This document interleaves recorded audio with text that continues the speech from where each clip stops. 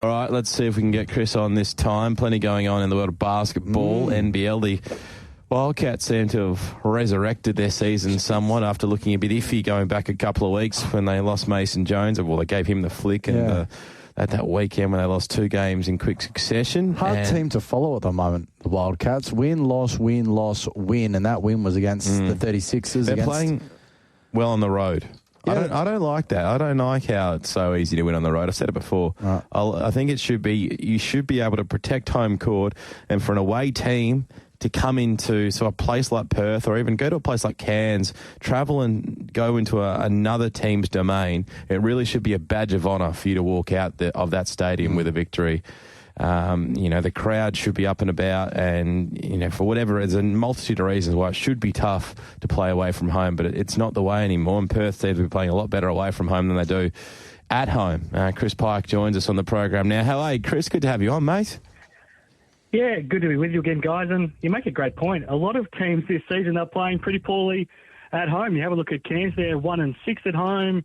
Brisbane are 1-4 in Brisbane. The Jack Jumpers, who we think of having a great home court advantage down there in Tasmania, they've only won one of their 6 home games, and like you mentioned, the Wildcats, they've only won one of their 4 games here at RAC Arena too. It's hard to pinpoint, but like you touched on, Seb, it feels like there's no sort of fear of coming into any opposition home court anymore. It feels like everyone's pretty comfortable playing on the road. Yeah, I don't like that.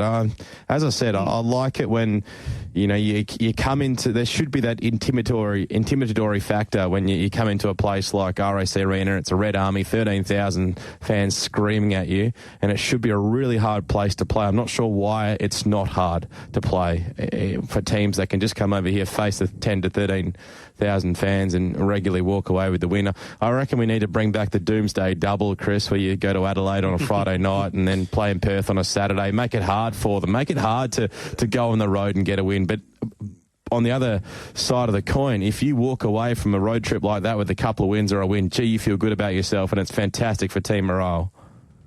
Absolutely. I mean, we've got teams now that think it's too hard to be playing somewhere on a Friday night, then backing up on a Sunday, or playing on a Thursday or a Saturday. Like you touched on, we used to have teams that would play in Adelaide on a Saturday, then come to Perth on a Sunday, or you'd have the other one up in the old Sunshine Swing, where you'd play in Cairns on a Saturday and then in Townsville on a Sunday. It is a little bit too easy right now. Bring it back. Well, not the Townsville one, unfortunately, but the Doomsday one will go. The Townsville one, but yeah, it just doesn't feel like anyone's got any fear of playing on the road. There's not really that too many hostile environments anymore. I think we're pretty tame. So certainly even RSA Arena is nothing like what the old Challenge Stadium was, just in terms of that intimidating factor. It just doesn't quite have that same intensity about it as luxurious as it is.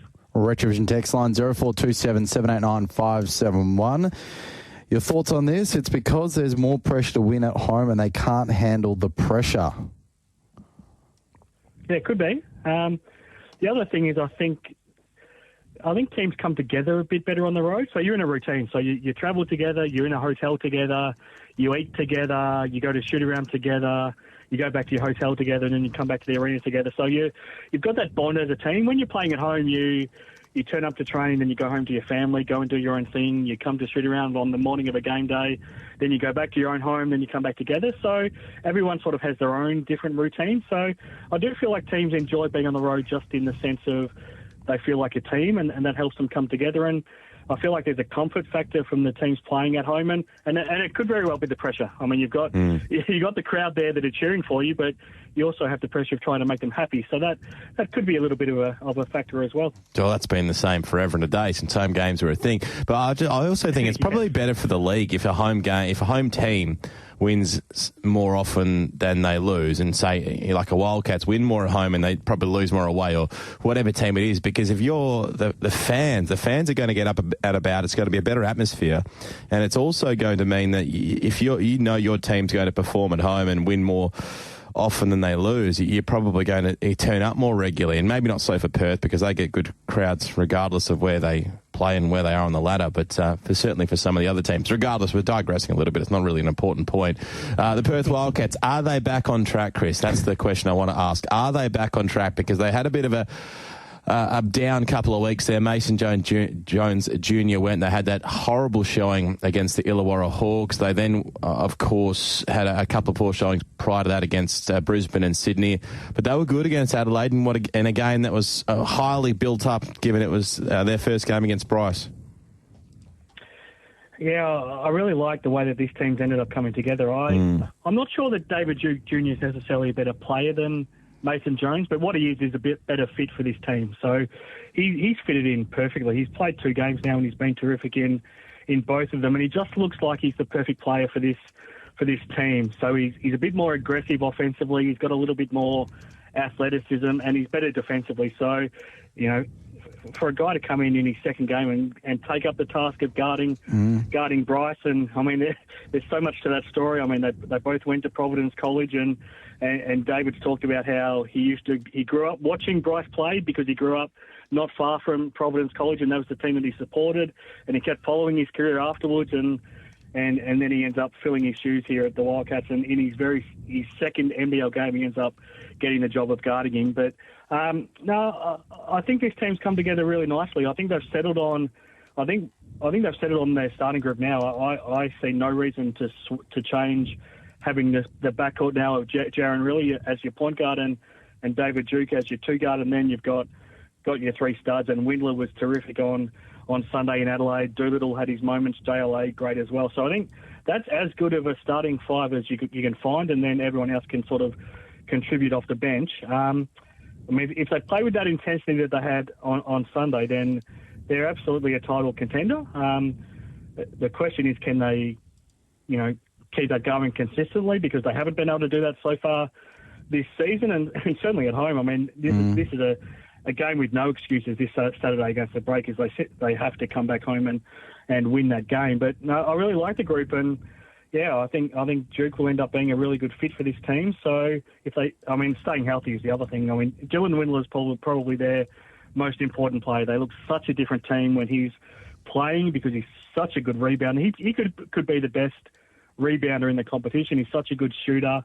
They just look such a better team with him out there. But no, what we saw on Sunday is that when they're locked into their scout, and they did a great job on Bryce, even though he still hit 7 3-pointers, and they were locked in defensively. They had a game plan, and John really talked about it afterwards. They had a full week to prepare for that game. Everyone knew their roles, knew their plans, and they carried it out. The question is now, can they do that when they don't have a week's preparation for games? I guess that's the big question now. And coming up against the side as well that, as you mentioned, they should be beating on paper, and the Breakers, who are playing tomorrow. We'll touch on that game. What is, at the moment, do you think the Achilles heel of the Wildcats? I think it's consistency. I mean, it's consistency in the outside shooting. Home performances.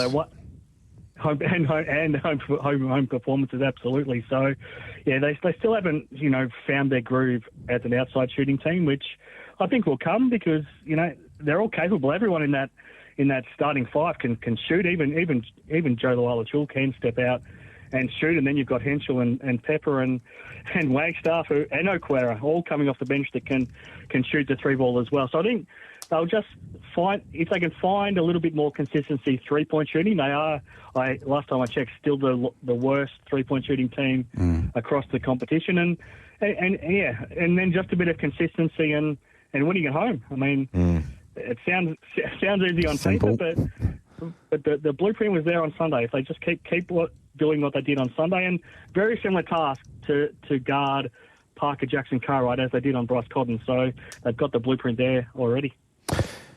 Yeah, well, haven't got a good 3-point shooting percentage. Doesn't stop them from throwing them up, though. Gee, they're shooting a lot of them. One thing we must say is their defence has been good. I think it's the 3rd stingiest defence in the league so far this season for a side that has had a couple of pretty poor games. Largely, they've been pretty good on the defensive end. Seb, do you want to run through these games this upcoming weekend and see if we can get a tip or two from Chris? Yes, certainly. Let's touch on that game that I mentioned before. The Breakers are in a Wednesday night clash coming up against the Bullets. This one starting at 4:30 tomorrow afternoon. The Bullets $1.60, I should say. The Breakers $2.35. The line at 3.5. Yeah, on the Gold Coast as well. So hopefully the Bullets can draw a crowd playing there. Good to see NBL basketball going back there, where the league hopefully he's expecting to expand and open up a new team there within the next probably 2 or 3 years. So, are they the next expansion team? Is that because we've recently brought in Tasmania? We're at 10 teams. Is the Gold Coast the next locality we want to open up a franchise at? That'll bring it to 11. I want to discuss this because I'm interested. So if we get to 11 teams, where else do the NBL look to expand in the upcoming years? And could we have a second team in Perth, Chris? Probably not. It's an interesting one. I'm not sure the Perth market. I mean, everyone did say the same about the AFL, and no one thought there was enough fans there to support the Dockers. That's turned out pretty well, but I'm not sure if the basketball community would be willing to be split. But it does feel like Gold Coast is their next target. So they played the preseason blitz there. They're now playing the Ignite Cup grand final. Once we get to February, that'll be played on the Gold Coast. The Bullets are playing a home game there now for this week as well. So it does feel like Gold Coast is the next target. They've already been there about 3 times, haven't they? Not much success from Gold Coast sports teams. No, it's never worked, and the crowds just never turn up, and it's pretty similar whatever the sport is. So, but it does feel like that's the next target, and Canberra's probably the other one. So they, the Blitz was in Canberra this year. It has been in the Gold Coast previously. So Canberra would be the next target. So I think Gold Coast and Canberra would be the next 2 obvious targets, and the next one would probably be trying to get a second team in Sydney, probably more so than Perth, and I think they would love to have a team in Geelong as well, but there's no stadium there, so they would need to get a stadium built for that to happen, because right now they've got a WNBL team, but it has a stadium that only holds about 2,000 people. So I think Geelong is their ideal target, just to get a third team in Victoria, but they would need a new stadium built for that. So, yeah, I think Gold Coast, Canberra, Sydney, Geelong would be the next 4 targets for them. The power rankings for Chris Pike for the next NBL team. Tasmania Jack Jumpers 36ers. This is one of a few games coming from Thursday onwards. Jack Jumpers 2.16, 36ers $1.70. They'll be looking to bounce back after that loss to the Wildcats. Yeah, they will. Jack Jumpers are in a bit of a hole as well. They've lost their last 4, and they're really struggling to score. They've just really struggled to put points on the board. Lately, they're only scoring more points a game than Cairns now as well, and that's with Bryce Hamilton playing some great basketball. And yeah, the Jack Jumpers are in a bit of a hole. I'm not sure they're going to get out of it anytime soon. I can't see them beating Adelaide. Adelaide have got too much firepower, so if Adelaide gets to 90 points, I don't think the Jack Jumpers can go with them. So yeah, it's tough to see Adelaide losing twice in a row. So I think they'll head down to Hobart on Thursday and come back with the win. Gloucester Park 7 minutes away. Punters Cairns 3:35, South East Melbourne 1:33 Friday night. Hey, you speak about expansion. Are Cairns a team that could potentially be in danger of losing their licence in upcoming seasons? I'd hate to see it happen. I like Cairns, have a soft spot for them. I always like these smaller market teams that can be competitive against the big dogs and the big markets, but we lost Townsville a few years ago. Are Cairns in such a small market of Australia, a small town comparatively speaking to Melbourne, Sydney, Perth, Adelaide, are they a team you think could be in danger? I hope not as well, because I love the fact that we've got a team in a place like Cairns, and it's so far away from everywhere else in the country, and they take great pride in having a team in a national sporting competition. There's a couple of things working in their favour. One, that what went against Townsville in the end was that their community stopped turning up, so their crowds just fell through the floor in their last couple of seasons, and they could no longer support their team. So the Cairns crowd is still turning up. They're still getting pretty much full houses every night, even though they've had a pretty tough last couple of years. So that's in their favour, but they're still a community-owned club, which isn't ideal. So they're trying pretty hard to sell the team and to get a private ownership in. So I think that's going to be key. I don't think they can survive forever on this current model. So they will need some sort of a white knight to come in and buy them, I think, for them to survive long-term. But in the immediate future, they're pretty safe. But I'm not sure this current model would survive more than 3 more years before they need a private owner to take over the team. Retrovision text line, this one once again from Jason Swanview says, put an NBL team in Darwin to make it the first truly national comp. They currently have a NBL 1 team and basketball is an indoor sport, so the weather wouldn't be an issue. Not a bad point. It's just about getting the players forget another big market team in Sydney. I get that's the smart business choice, but forget about it. I'd like to see that as well, Chris. Yeah, the problem with the Salties is that they didn't survive in the NBL 1, so they... Right. Are they out when they were gone? Have they left? They were in it only recently. Yeah, they only, I think it was only 3 seasons they survived. They didn't play this past season, and they couldn't survive financially. So they pretty much every player that they had on their team was imported. So they had to relocate all of their players, and it didn't end up financially. So who was that texter? It's Jason. He's sobbing on the way home. I don't like it. Your chances, Jason. His favourite team has just been dumped. That's quite sad. Moving on anyway to that other game that we were referencing, Cairns Taipans, a team, one of Alex's favourites, $3.35 taking on Southeast Melbourne, $1.33. Yeah, tough one for Cairns. They're really struggling right now. They did have a bit of a shock win when they pulled a surprise a couple of weeks ago, but sort of back to form again last week when they had no answers for JaVale McGee and Dave O'Hickey against the Hawks. They probably got lucky against the Jack Jumpers just because they were playing down in Launceston and the Jack Jumpers couldn't find a way to score. So, yeah, I'm not sure they're going to have much luck here on Friday either. I mean, the Phoenix, they look very tired in that throwdown on Saturday night against Melbourne United. They play at a higher intensity than every other team in the competition defensively, and they'd only played 2 days earlier on Thursday where they got the win down in Tasmania, but they ran out of gas in the second half against Melbourne, but they would have had almost a week now to freshen up for this trip to Cairns, and I think they'll take out those frustrations out of the throwdown on the Taipans, and unfortunately we're probably seeing another 20-30 point loss for the Taipans. Gee, they've been deplorable. They might get relegated. They're that bad. Illawarra $1.75. The Sydney Kings at $2.08. This looms as a pretty good matchup because the Hawks have been a bit better of late.